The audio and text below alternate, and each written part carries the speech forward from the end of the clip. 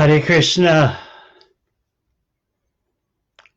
Sri Nrsinga, Jai Nrsinga, Jai Jai Nrsinga, Palada Desha, Jaya Padma, Mukha Padma Bringa.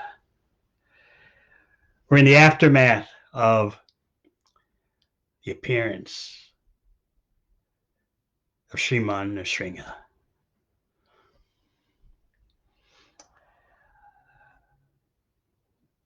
What should still be carrying over in you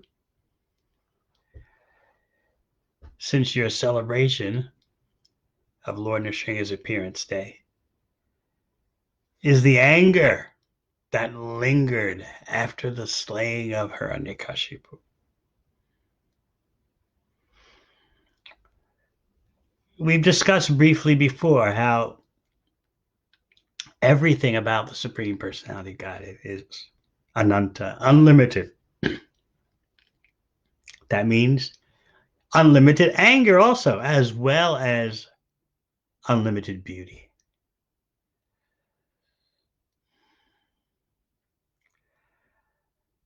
How to handle Lord Nrsingadeva's anger? This became an issue after the death of Hiranyakashipu and his associates, his servitors, who dared to rush Lord Nrsinga, seeing the death of Hiranyakashipu. This anger of Lord Nrsingadeva is a cosmic phenomenon because Hiranyakashipu was a cosmic phenomenon. The power of Hiranyakashipu pervaded almost the whole universe. He took over the throne of Indra, lived in the palace. Not Brahma, though. So just as Hiranyakashipu's tyranny covered the whole cosmos, similarly, Lord Nrsinga's anger affected the whole cosmos. And you'll hear about that in Srimad Bhagavatam, the 8th chapter of the 7th canto. The demigods are celebrating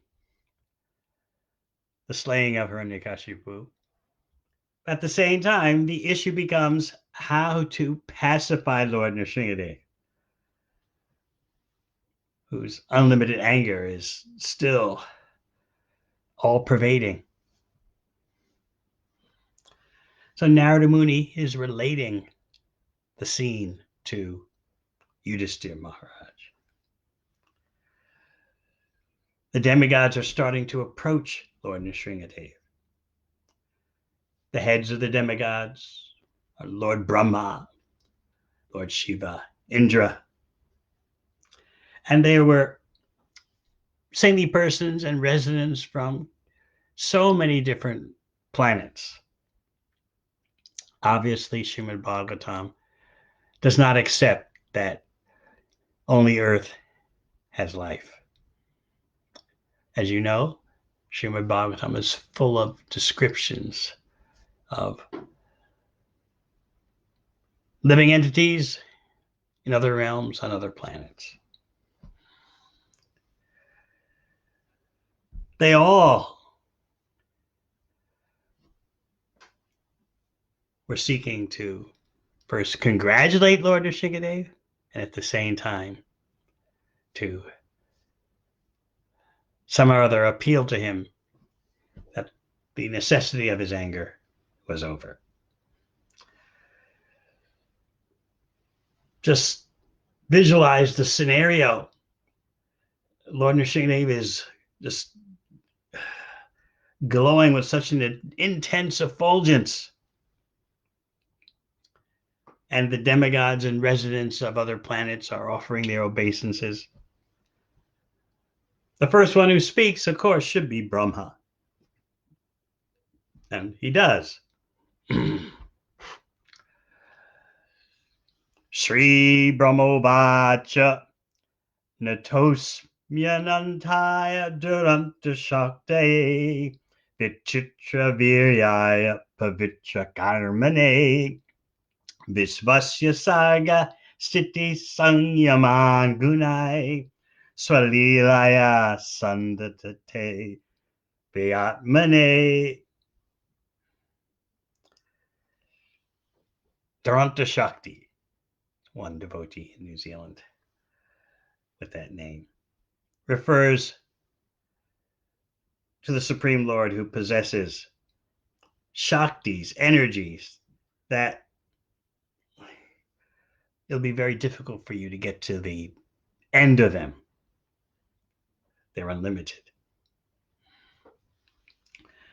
So Lord Brahma, first of all, mentions those unlimited energies, because without understanding two things, the energies and the source of the energies, we have no knowledge.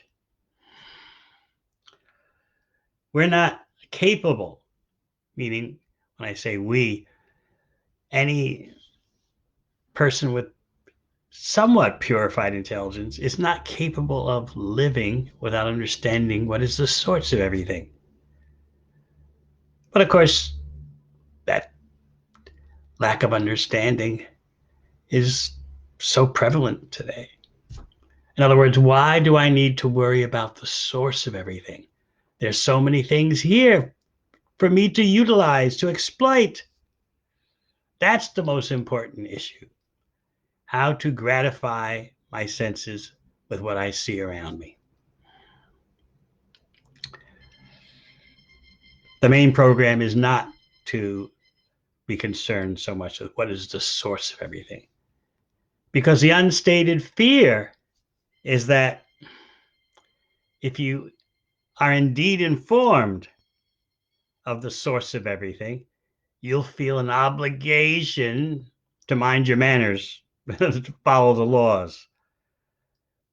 But if you just blot out of your consciousness any need to understand that there's an ultimate source and the nature of that ultimate source, then you feel more free. No obligation, no debts, no relationship.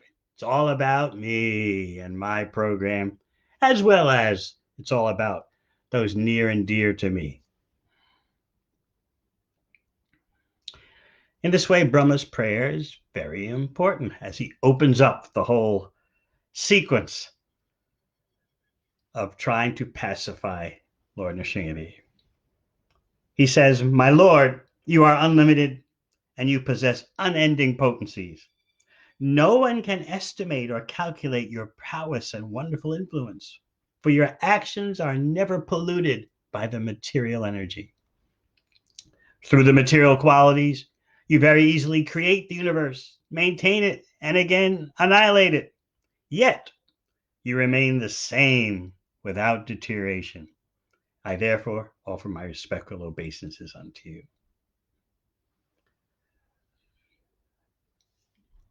Avyaya, the Supreme Personality of Godhead, is inexhaustible because although he sets all these things into motion, creation, maintenance, annihilation, there's no depletion of energy, depletion of strength, weariness sets in. No. These are important characteristics of Bhagavad Dharma, the science of the Supreme, that we should be aware of. Basically, the Acharyas point out, what Brahma is pointing out is that the whole situation, starting with the four Kumaras and Jai and Vijay at the gateway to Vaikuntha, ultimately, that's with the sanction of the Supreme Personality of Godhead.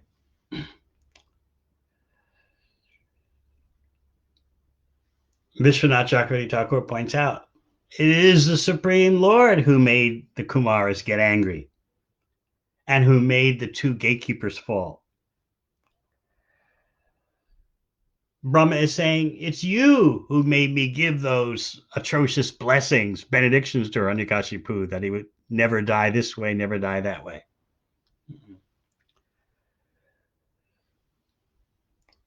It was you who allowed Hiranyakashipu to torment Prahlad. And then you personally manifest to protect your devotee. Who can understand your plan? You've got this Duranta Shakti. We can't figure out your energies. Therefore, all I can do is offer my respects to you.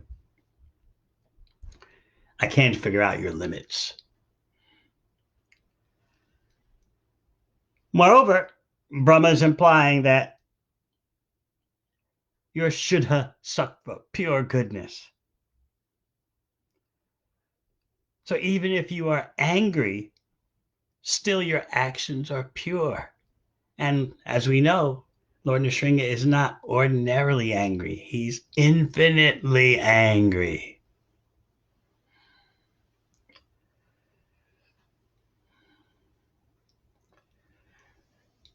When we say, as Brahma did, that the Supreme Personality of Godhead made everything happen, that doesn't override the interplay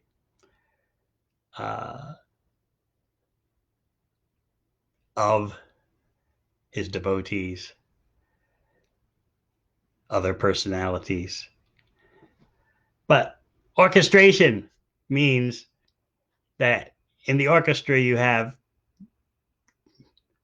quite a few musicians, but there's an orchestra director. So everyone's in on the situation, but still the orchestra director is in charge. Sometimes the question is raised, why did Jai and Vijay disturb the four Kumaras and get cursed? In Laghu Bhagavatamrita, you'll read that Jai and Vijay had heard talks in Vaikuntha, in the palaces of Narayan, about how when the Supreme Personality of Godhead manifests in the material world, he engages in the most extraordinary battles. So Laghu Bhagavatamrita explains that when Jai and Vijay heard that, they were dormant at the gates to Vaikuntha. When they heard that, they said, well, we'd like to see that. So they got their chance to give pleasure to the Supreme Personality of Godhead in their roles as demons. And they totally became absorbed in those roles. They lost themselves in those roles, just as any good actor will do in a drama. Next is Lord Shiva. He's going to remind Lord Nrsingadev, the time for your anger is actually at the end of the millennium.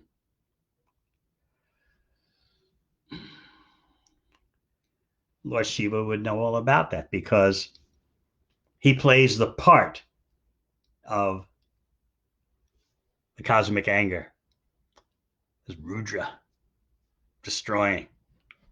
So he's perfectly entitled, he's perfectly qualified to remind Lord Nrsingadev, wait, now is not the time to continue with all this anger. The cosmic annihilation hasn't come yet.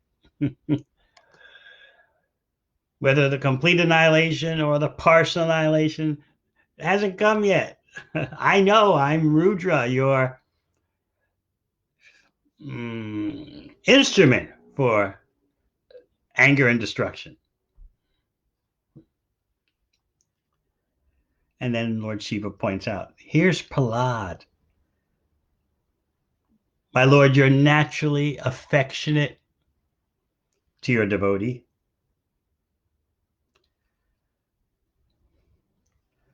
Kindly protect the son of the slain demon Hiranyakashipu. This boy is your fully surrendered devotee. Lord Shiva is recommending Prahlad.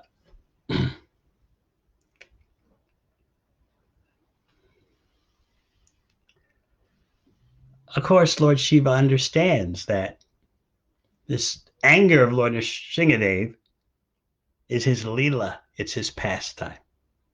So Lord Shiva was not afraid. He's certainly up to speed with understanding anger, especially the anger of the Supreme Personality of Godhead. He knows that the Supreme Lord is always affectionate to his devotees, even while appearing very angry. He's known as Achyuta because he never falls down from affectionate dealings with his devotee, even in the midst of infinite anger. That's definitely Achyuta. That's definitely infallible.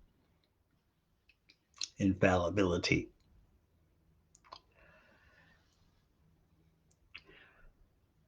Even when angry, the Lord's affectionate to his devotees.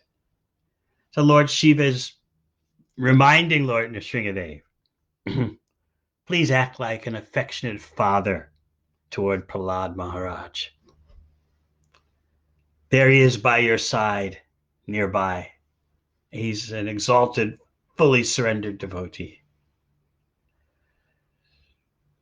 You're Achyuta, infallible, because your affection for your devotee goes on in any circumstance, even amidst the greatest anger, infinite anger. And your devotee is Achyutatma. He keeps Lord Achyuta as his life and soul.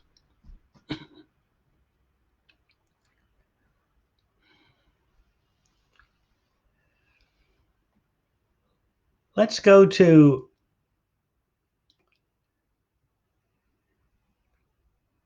we'll skip ahead because there's so many prayers offered by various great personalities in the universe. Indra, so on, residents of so many different planets. But still, there's an issue.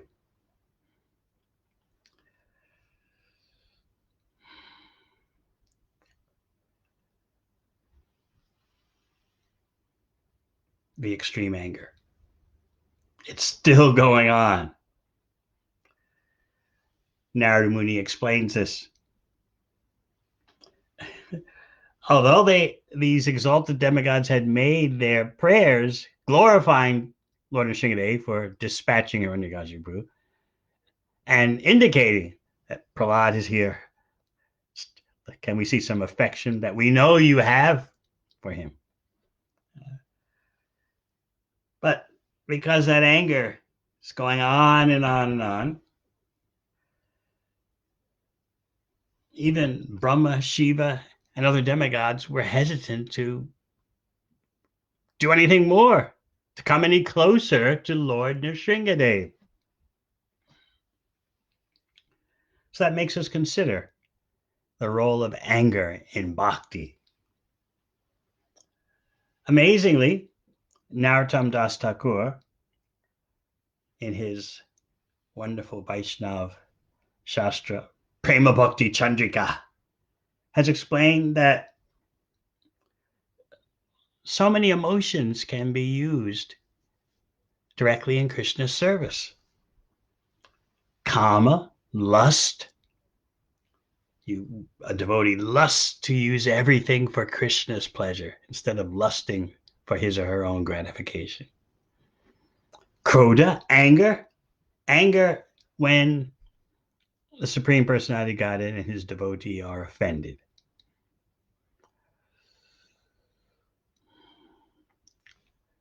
In the contemporary context that we live in today, we can use anger in terms of seeing how people's opportunity for self-realization is obliterated, erased by the overwhelming materialism that shackles the earth. But that anger, in order to be spiritualized in bhakti, has to contribute to Krishna's service. That's the big difference. We allow that anger to motivate us to increase service to Krishna. How can people be so blanketed with ignorance? How can the leaders of society be so blind to what the real success of life is? And how can people follow such blind leaders? So the constructive use of our anger is to allow it to propel us to work for a solution.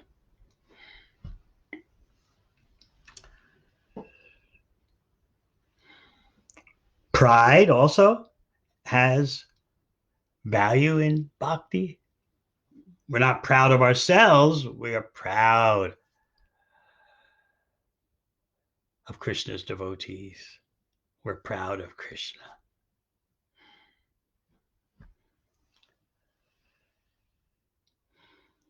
Even envy can have a proper use. Spiritual envy means, oh, this devotee is doing so nicely, so much better than me. I should also try harder. Maybe in the next lifetime, I can be like this great devotee.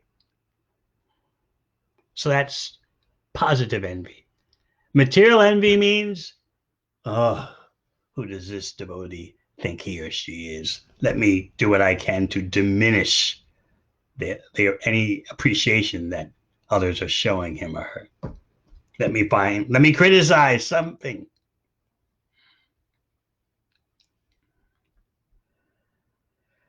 So what happens is that even the biggest personalities, Brahma and Shiva, are not able to pacify Lord Nrsingadev.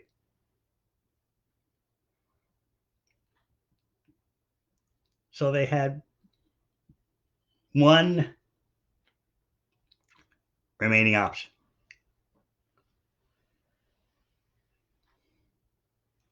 They thought Lakshmi Devi could do it, the goddess of fortune. All the demigods requested that she goes forward, but even she was fearful and couldn't step forward. She was overwhelmed with the consciousness that I've never seen such a wonderful, such an extraordinary form of the Lord before. I dare not approach him. The fine details, for those who like these juicy tidbits, is that she was covered by the Lord's pastime energy, Leela Shakti, because she had seen Nrsinga before in a previous day of Brahma, as well as in Vaikuntha.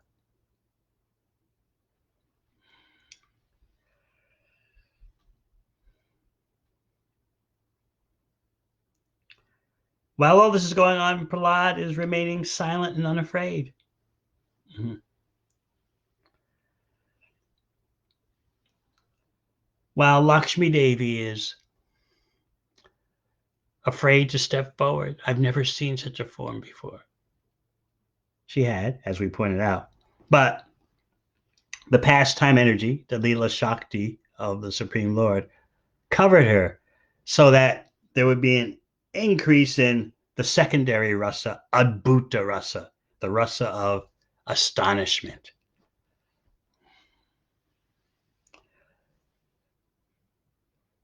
The Lord wanted everyone to taste that, whether they had seen him before in Vaikuntha or in a previous day of Brahma. No, you've never seen anything like this. Taste the nectar of astonishment.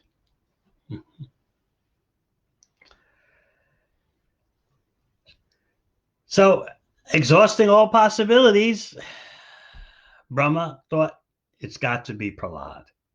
He's the only one who can do this. He basically prodded Prahlad. It's because of you, Prahlad, that Lord Nrsinga appeared. His anger is because of your extremely demoniac father and how your father was trying to torture and kill you. So this is on you, Prahlad. You please step forward and appease Lord Nrsinga.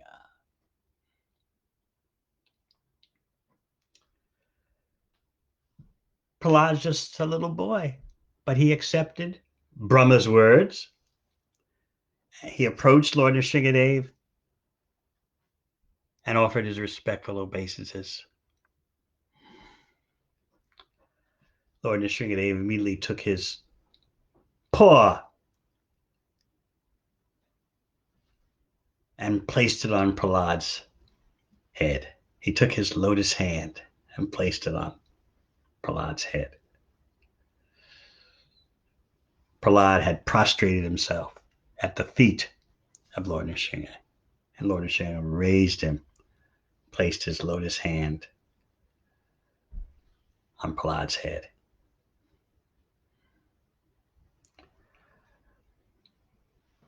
The touch of that hand filled Prahlad with Divya Gyan, transcendental knowledge. Now, I'm always amazed by the first thing Prahlad says as his heart's filling with love, his eyes filled with tears. He's got the lotus feet of Lord Nrsinga deep within the core of his heart. All the symptoms of ecstasy are becoming manifest in his body.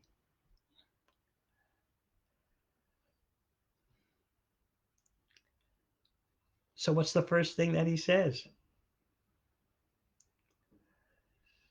He fixes his mind and sight upon Lord Nrsingadev with full attention, yogic samadhi. And then, as his voice starts shaking, he offers prayers. And the first thing he says, just be astonished, please, at his humility. Sri Parado Vacha Brahmadaya Suragana Munayota Siddha Sat Vaikatana Gatayo Vacha Samprabhai Naraditum Budugunar Arjuna Pipipru Kim Toshtum Arhati Same Hare Ugrajate. Prahlad Maharaj prays. How is it possible for me, who have been born in a family of asuras, to offer suitable prayers to satisfy the Supreme Personality of Godhead?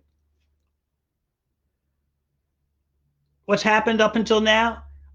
All the demigods, headed by Lord Brahma, all the saintly persons from throughout the universe, could not satisfy the Lord Nrsingadev with their streams of excellent words. And they're so qualified. What am I supposed to do? What can I say? Who am I? This is a real Vaishnava, never gloating in self-praise and self-estimation of his own glories. Who am I compared to the others? I'm not at all qualified. That was Prahlad's conclusion. Even though he is fully qualified, he's thinking himself extremely low. This is hard to understand in this day and age where so much focus is on your own self-esteem. Learn to love yourself, appreciate the greatness that you have, gloat in your abilities, take pride in your prowess, have an upbeat, can-do attitude. It's all right to be full of yourself. So how is it that a Vaishnava, while being fully qualified, thinks himself extremely low, thinks herself extremely low? This is a mystery of bhakti.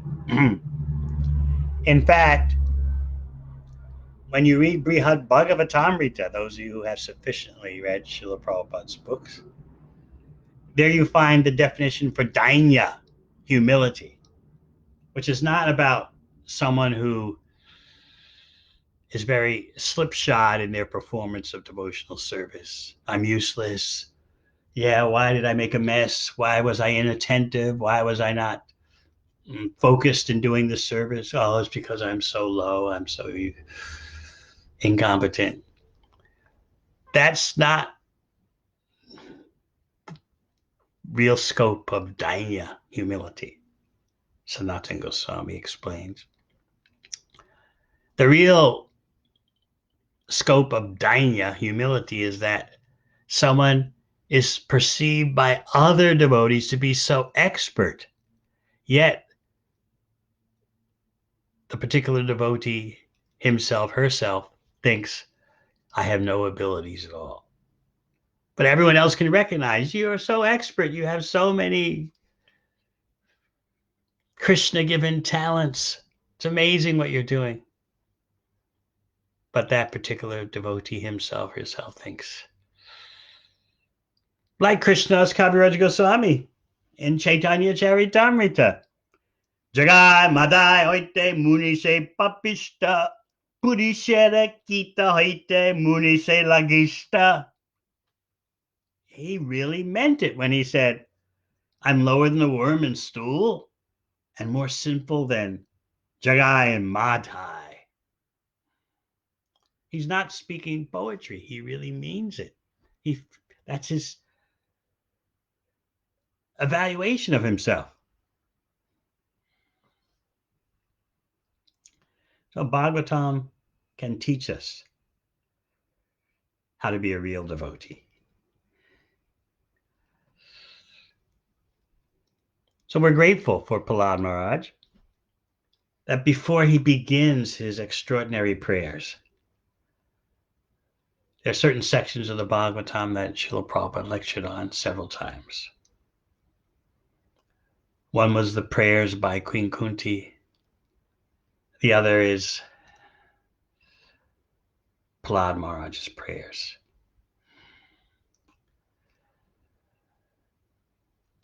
Who can claim to be anywhere near Prahlad Maharaj's stature, but still hearing about him, studying his activities and qualities can help us to handle the inevitable pressing circumstances, reversals, setbacks of material existence.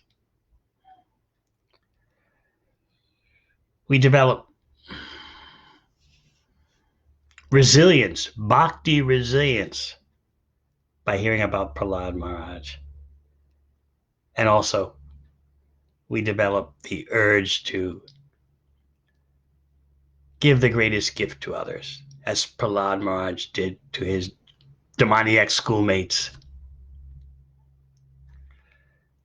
who became so impressed by Prahlad's qualities and his teachings. That reminds me,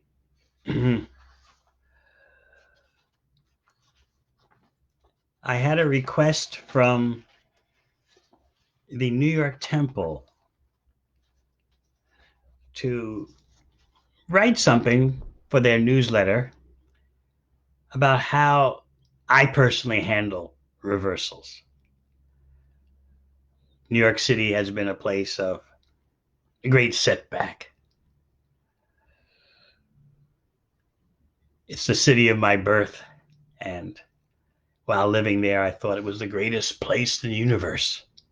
Of course, I knew nothing in this lifetime about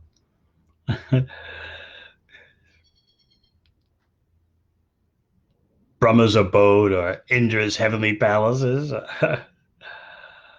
What to speak of understanding the spiritual world. Chintamani Prakarasadamashru Kalpavriksha Lakshavarteshu Surabhi Abhipalayantam. I didn't know anything about that.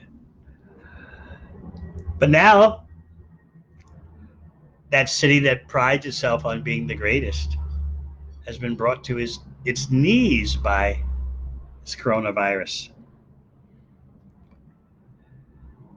It's been the epicenter of the coronavirus for the USA. And the havoc has been immense because so many millions of persons living so close together.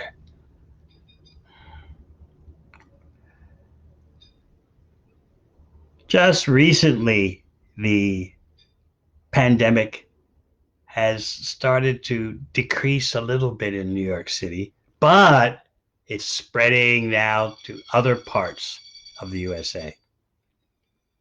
Material nature is so treacherous. People who lived in remote parts of the USA, like South Dakota, North Dakota, Nebraska, Wyoming, if you know anything about the geography there, these are very, the population in these particular states is very small. They're wilderness areas, prairie. And so the people were thinking, this virus problem is New York, Los Angeles, the big cities on the coast. Why do we have to suffer because of them? Unfortunately, the coronavirus respects no boundaries, respects no borders. So now, although the situation in New York has somewhat diminished after weeks upon weeks of intense crisis, the problems have spread to other regions, to the interior. So the leading devotees for the New York area, of which I'm trying to be one, were requested to write something for the newsletter about how each one of us personally handles reversals, setbacks. So this is what I presented. As spirit souls having a human experience, when unforeseen reversals thump us, even upending us, we feel the stab wounds of affliction. The external crises destabilize our composure according to our level of spiritual development. In other words, different devotees will react differently because devotees are at different levels of Krishna consciousness. Neophytes can be totally bewildered. More advanced devotees are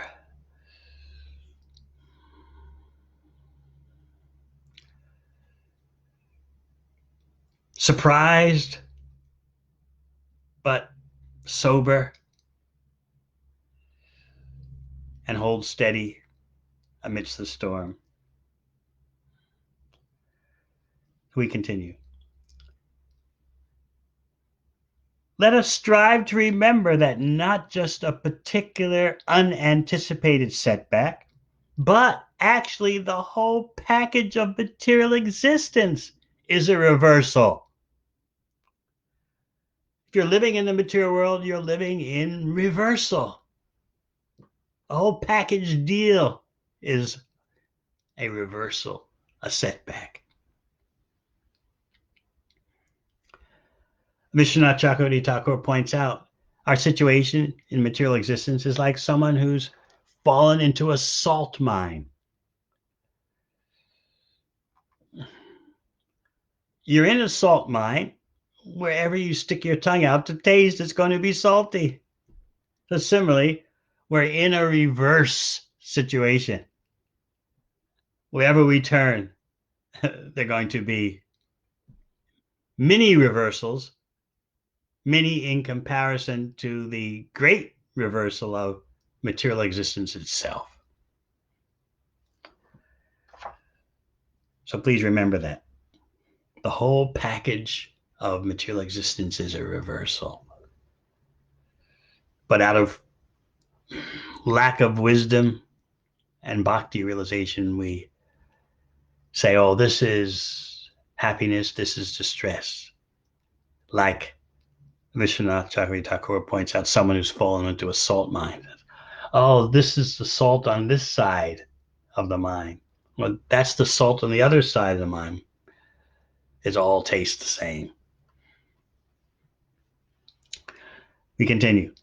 Twice in Sri Chaitanya Charitamrita, we find the Bhagavatam verse from the 11th canto, chapter 2, text 37.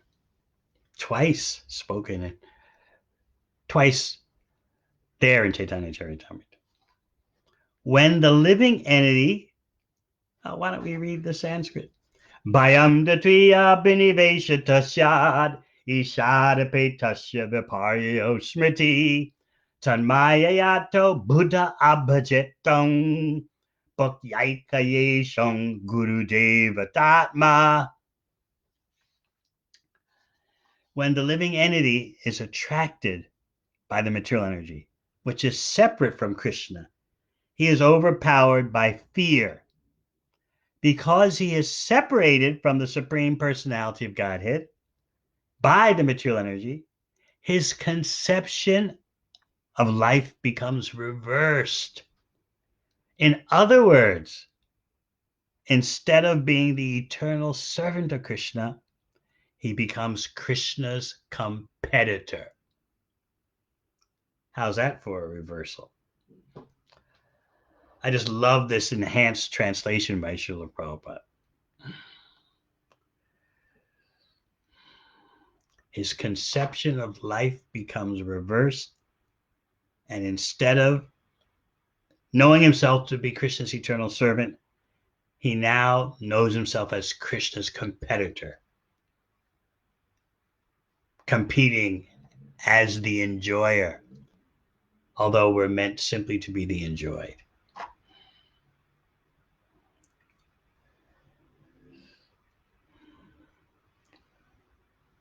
Viparyo asmriti,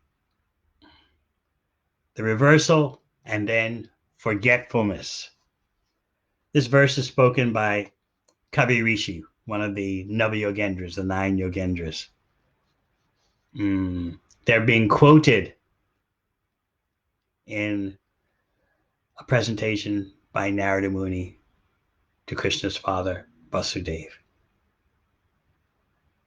Vasudeva had some questions, and Narada Muni is answering them by referencing statements by the Nava-Yogendras, of which Kavi Rishi is one.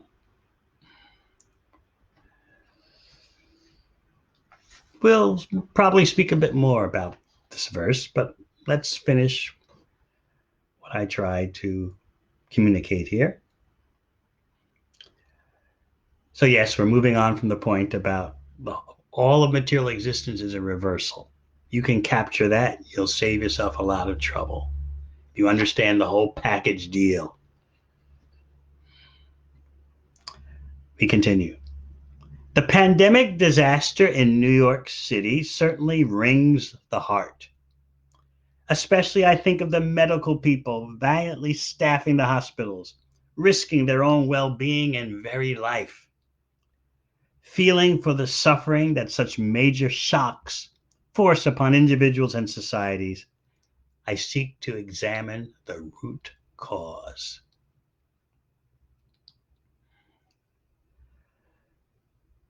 In other words, although the circumstances are so grievous and produce such affliction, still we have to penetrate to the root. Continue. Attempting to strengthen the spiritual intelligence, I push myself to see the events not only from the temporal standpoint, but also, most importantly, from the spiritual frame of reference.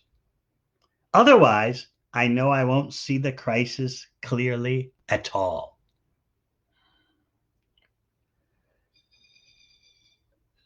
So, in terms of my own personal response, I try to see in both ways, understand the situation in terms of conventional analysis and, most importantly, spiritual analysis.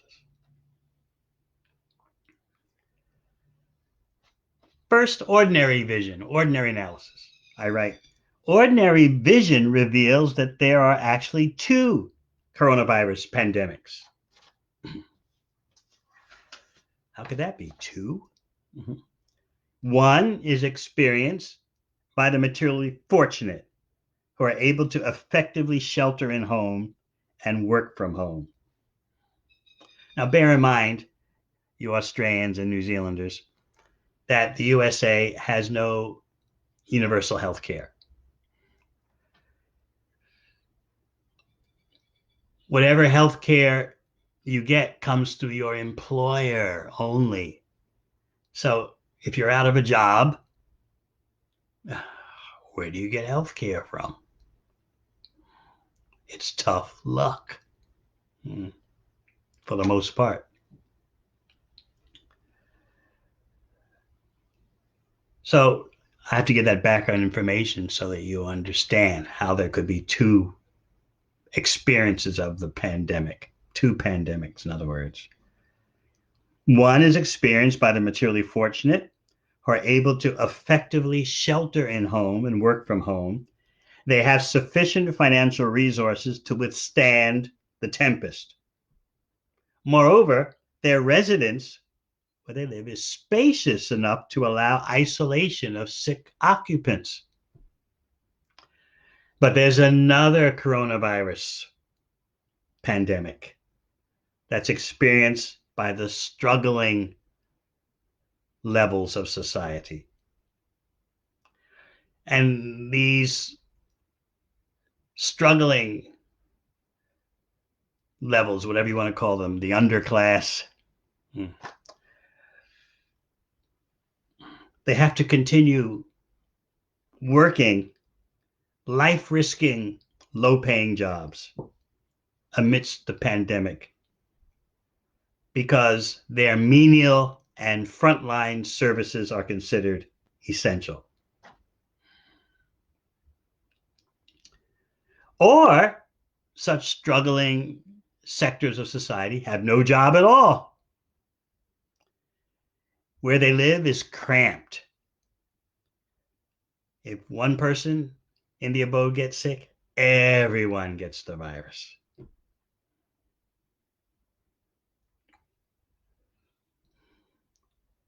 Again, remember that this is written for devotees in New York.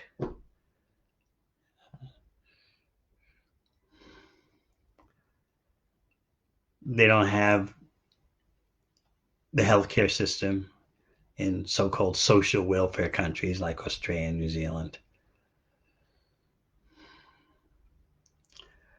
So if you're struggling economically, even if you're sick, you don't go to the doctor because you don't have the money to pay for it. You just suffer at home. And that means with a virus, you spread it.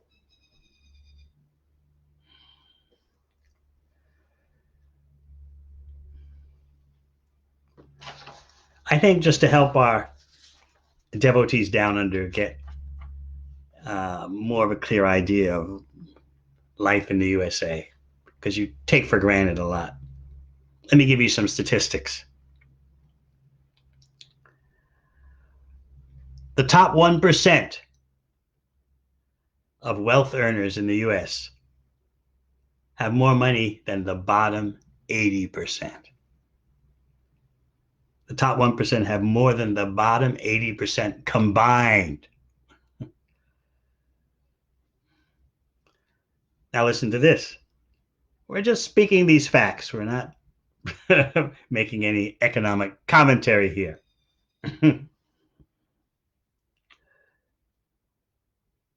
There are 3 Americans in the USA who have as much wealth as the bottom 50%. Just 3 have as much wealth as the bottom 50%. Now, what about that bottom 50%?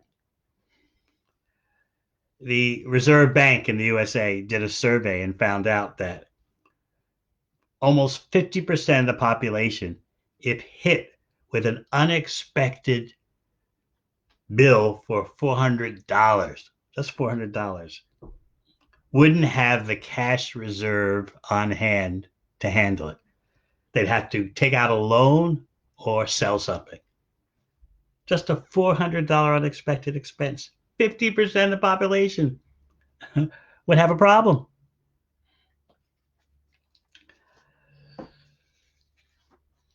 I think you get the picture now. So I continue.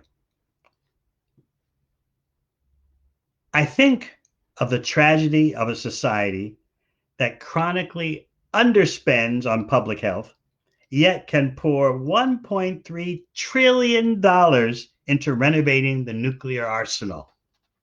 $1.3 trillion.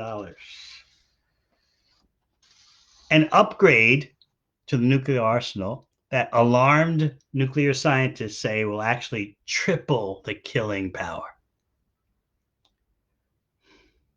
How much more death do we need? We've got the pandemic ripping wildly throughout the world.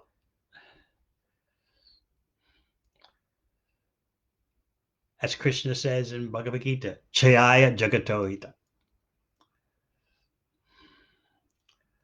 Creating horrible things meant to further the destruction, further mass destruction. Okay, let's end here. Spiritual vision allows us to see that such extreme societal misdirection can significantly subside only when a sufficiently strong spiritual perspective dominates. More than ever, the world needs the non-material wealth of bhakti, its knowledge and practice. Finally, I personally recommend applying this pivotal advice from Srila Prabhupada. He said, anything can be tolerated in good Vaishnava association. Anything can be tolerated in good Vaishnava association. So first, during the current disaster, let us arrange that for ourselves as best we can. That's my personal recommendation. Then I pray that we can all increase our spiritual vibrancy so that any person we encounter may benefit from our association. Weathering this storm, we can emerge markedly improved for the universal benefit of all living beings. So that's how I personally handle reversal. First of all, understanding that the whole package of material existence is a reversal. Due to misuse of my independence, I reversed my status. Instead of being Krishna's servant, I became Krishna's competitor. Instead of knowing I'm spirit soul, I thought I'm the body. This is all reversal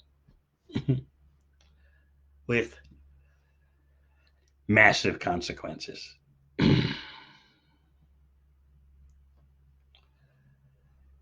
Let's hear some points from Srila Bhakti Siddhanta Saraswati Thakur about the reversal.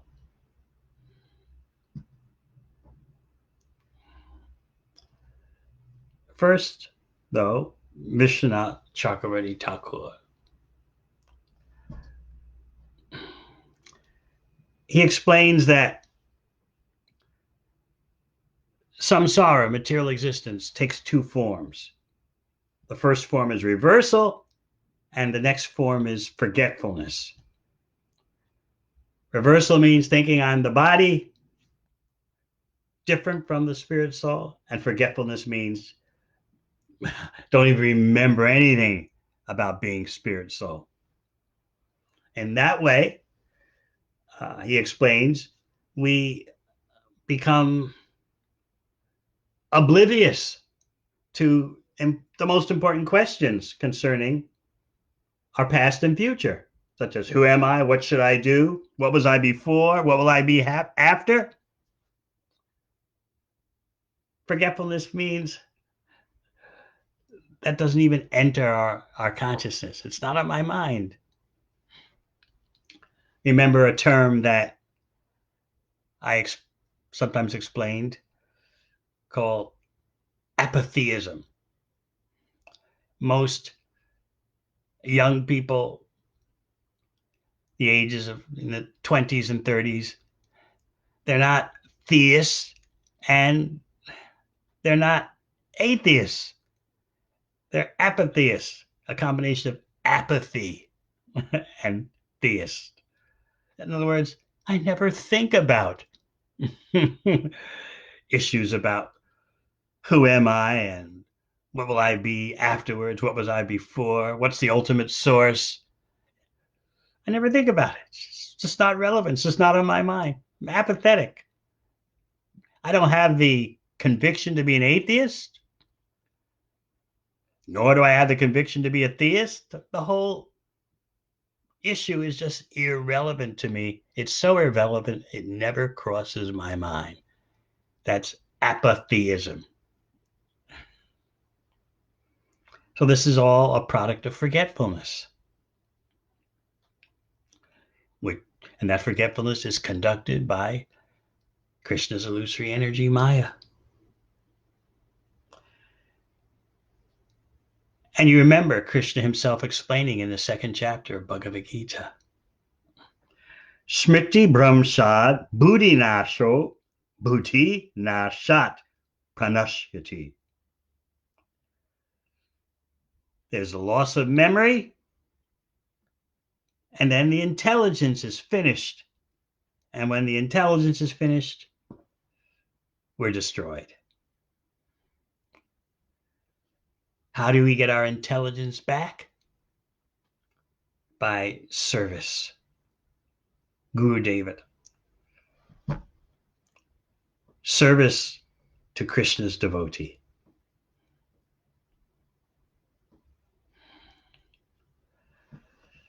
Bhakyai kaye shang Guru Devatatma. And the more that service is selfless, without any condition, the more the fog of Maya dissipates.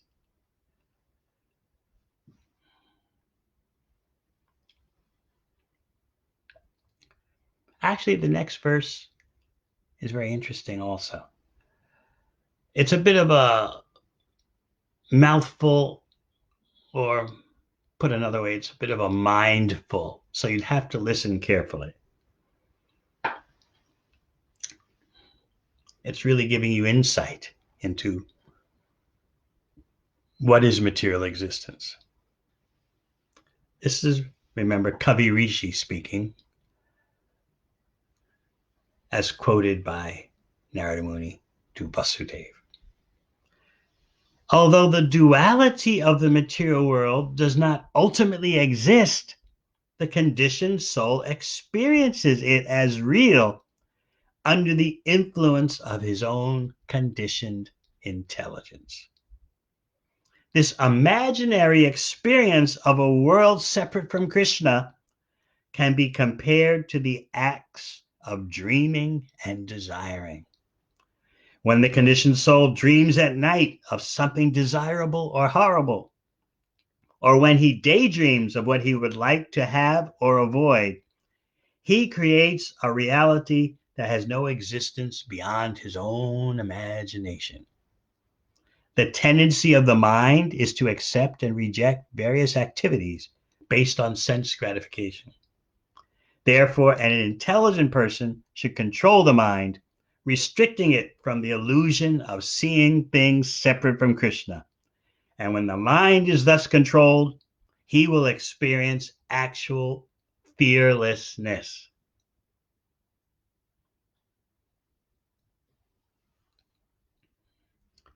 So bhakti trains us to see only Krishna everywhere. That means seeing opportunity for serving Krishna everywhere. Opportunity for chanting and glorifying Krishna everywhere. Opportunity for acting exclusively for Krishna's satisfaction. These are our aspirations. And yes, by hearing about them, by repeating them, by reading about them, the process starts to work on us. It's not impossible. It's not unattainable. As I often explain, bhakti is a career for our whole life, life after life. Whether we're in the spiritual world or in the material world, bhakti is our constitutional activity.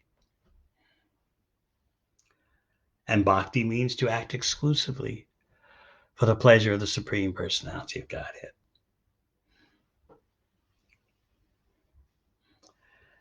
Jiva Goswami explains that although the living entity is Shuddha, pure spirit soul, the living entity imagines that he's a material creation. And therefore, because that imagining that I'm a material creation, I entangle myself in a network of illusion.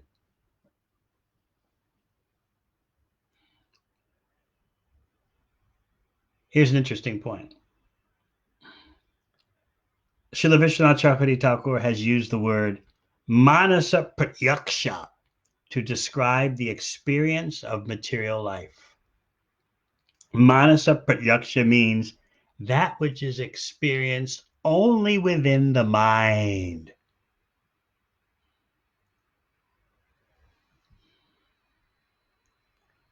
Yes, material existence is an hallucination afflicting the mind. So then the question is, how do you deal with the mind? Oh, Srila Bhaktisiddhanta Saraswati Thakur comments on that. He explains that control of the mind is the result of living a life of devotional service. By the influence of devotional service, the mind can stop accepting and rejecting on the basis of its gratification, its thirst for sensory enjoyment. By the influence of steady devotional service. That is how control of the mind is possible. It's the result of living the complete bhakti lifestyle.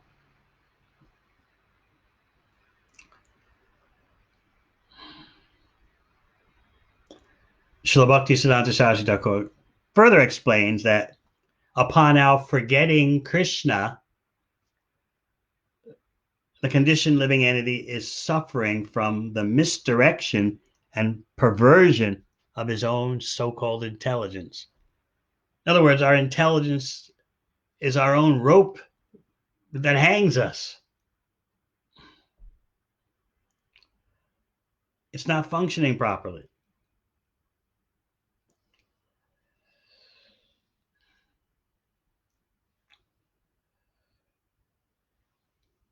So to conclude on Lord Nrsingadev's aftermath, the aftermath of his appearance, we can meditate on that prayer in the 5th canto. Om Namo Bhagavate Narasimhaya. Namaste Tejase Avir Baba Vraja Naka Vraja Damstra Vajra Naka Vajra Damstra Kamar Shayan Randya Tamogra Sagasa Om Swaha Abhayam Atmani Bhuyashta Om Shom. This prayer begs for Lord Nrsingadev to enter our hearts and destroy the demoniac desire to enjoy the material world.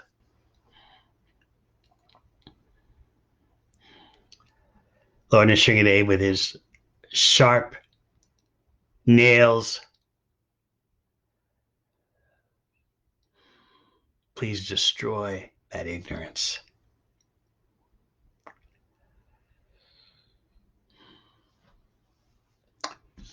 I'll look at a few questions. By the way, you'll have to stay tuned for announcements when we'll be having these online classes next. Next week, supposedly, the lockdown in New Zealand eases and I can start moving around. But I'm making a plan what to do because I kind of got into the habit of being with you in this way. I may not be able to do 3 times a week, but we're in the process of figuring out something.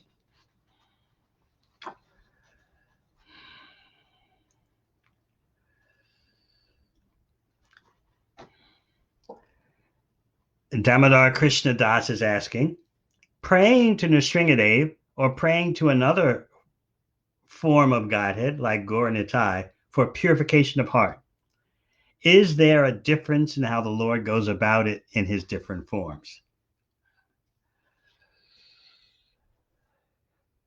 There's transcendental variety, and the main thing is make those prayers, make those requests.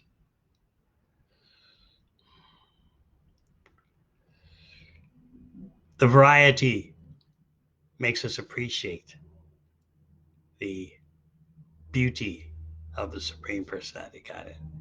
You can pray to Lord Nrsimhadev, please, Vajra Naka, Vajra Damstra. Your sharp nails rip out my material desires. Or you can pray to Gaura Nitai. And of course, Sri Sri Gaura Nitai are renowned for being the most merciful. So yes, there is a distinction. But still, if you pray to Lord Nrsimhadev, there's certainly no loss and unlimited gain. But just remember, Parama Karuna Pahundwijana Nitai Gaura Chandra Sabha Avatar Sarshiromani Kevala Anandakanda. Those two brothers, Chaitanya Nitai, they are the most merciful.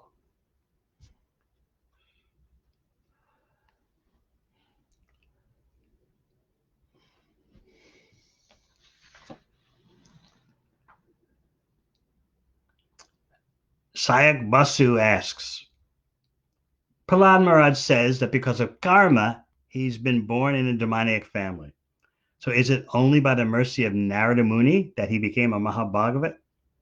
That means only in one life he became a unique devotee of the Lord? Prahlad Maharaj is Nitya Siddha, eternally liberated, but he's showing what it's like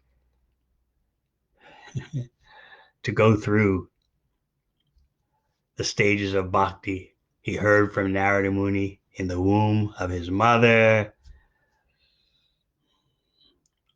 He remembered his mother was in too much anxiety. Where's my husband, Hiranyakashipu? Where is he? She couldn't retain the instructions of Narada Muni. But although Prahlad was in the womb, he remembered everything, showing there's no material impediment to bhakti. So Prahlad is Mahabhagavat Nitya Siddha, eternally liberated soul, going through the motion, so to speak, of advancing by sadhana as well as getting the mercy of Narada Muni. Saumyamai Devi Dasi. We heard that Lord Nrsimhadev can remove demon-like material desires from the hearts, both gross and subtle. Is there any way that we can accelerate the removal of more subtle material desires, like profit, adoration, distinction, from within our hearts?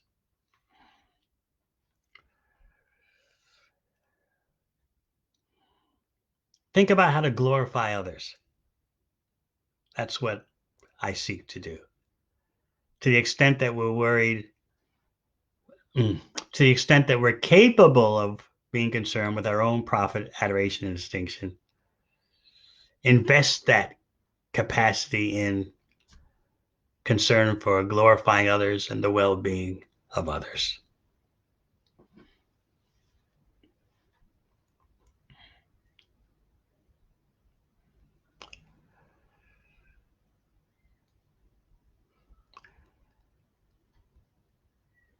Daria asks, fearfulness is one of the components for humility, according to Chaitanya Charitamrita. Why do we want to dispel it? You'd have to actually give me that quotation of where in Chaitanya Charitamrita it says what you're writing here.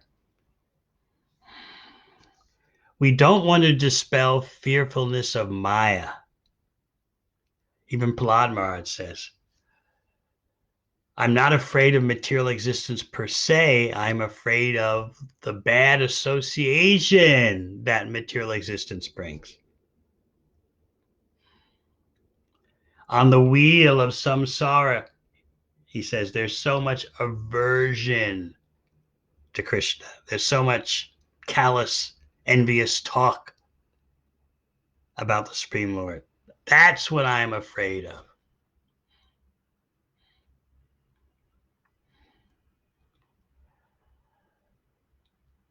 Moreover, as devotees, we don't want fearfulness to impede our service. And therefore, it's recommended praying to Lord Nrsinga, please remove this fearfulness. Why? So I can enjoy life, material life? No, so I can focus better on your service.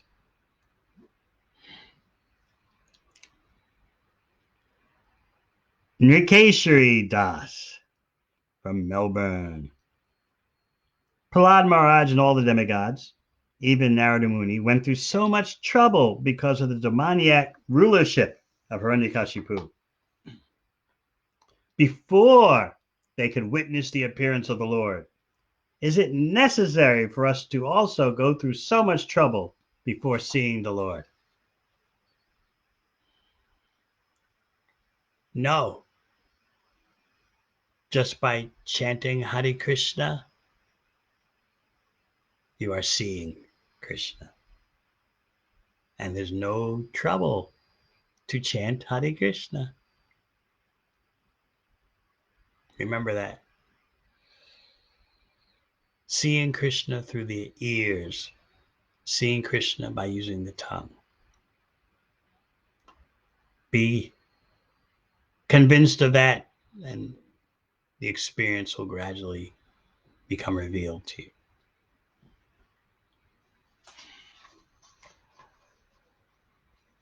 Otherwise, there's no need for us to take on extra troubles.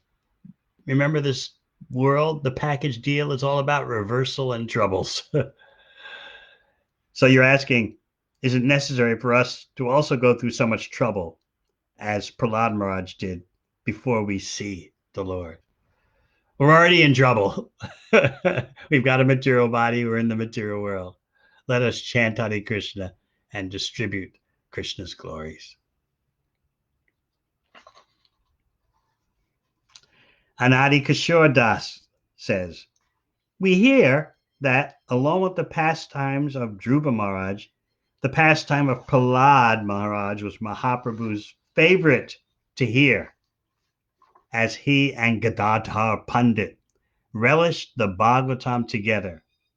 So why these two particular leelas?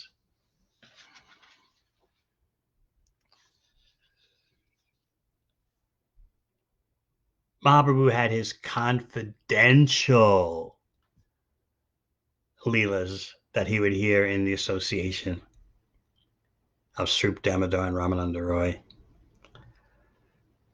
Rasa Leela versus presenting Krishna's confidential pastimes.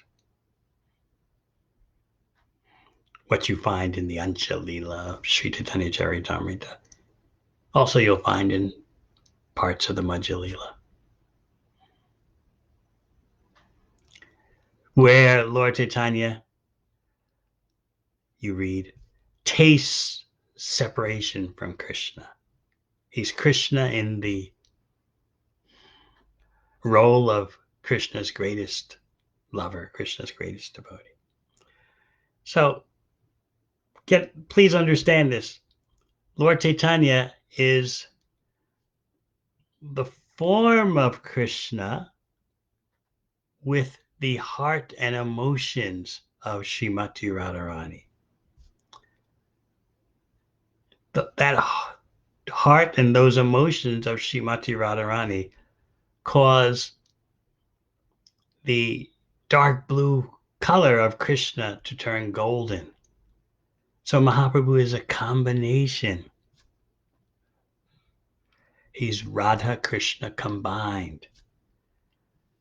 Therefore, that verse, Sri Krishna Chaitanya Radha Krishna Nahe Anya. Lord Chaitanya is Radha Krishna combined. So therefore, in the association of his most confidential devotees, he would hear and recite the intimate Braj Leelas of Krishna, meeting and separating from his dearmost devotees, the gopis. Last question. Kadiravan Devi Dasi. How do we get the strength to finally choose to give up our desires to enjoy in this world and choose to surrender Krishna fully?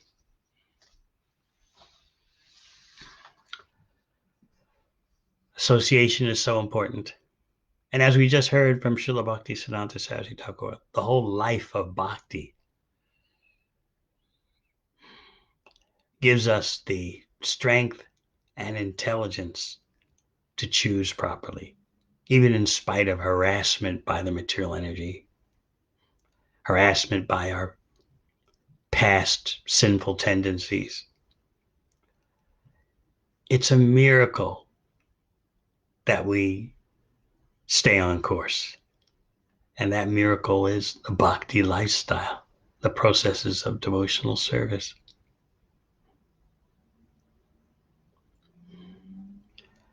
Sometimes devotees ask, it's inevitable, the question comes up, but others who were chanting Hare Krishna in the past, they had problems. They stopped their bhakti, or they did this, they did that. We all have our independence, but not everyone has problems. And then remember, first canto Bhagavatam, Narada Muni, he's the authority on encouraging everyone to start bhakti, because even if they slip up and stop, their spiritual credit is never lost. So they've got everything to gain and nothing to lose, because material life is a complete loss anyway.